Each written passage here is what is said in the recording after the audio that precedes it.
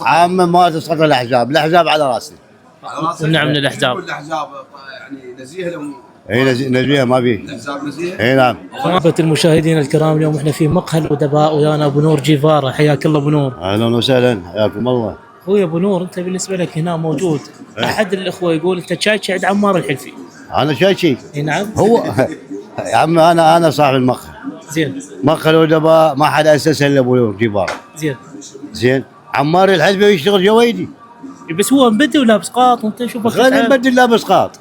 انت ابو حلال. هذا ابو حلال مو هو. خوش حكي. زين، شنو هذا القاط المقلم؟ هذا قصها من القلبيه مالته، ماكو قصها من جوا ونسواها ستره. الحمد لله. ها شو لا يقولون متى تسقط الاحزاب؟ من جينا الاحزاب.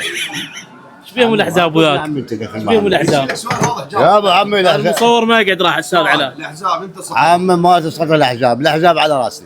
على راسك. والنعم من الاحزاب. كل الاحزاب يعني نزيه لهم. اي نزيه ما فيه. الاحزاب نزيه. اي نعم. اخوانا الاحزاب الطيبين. ايه شو لا خير. تتفرون علي تمشي.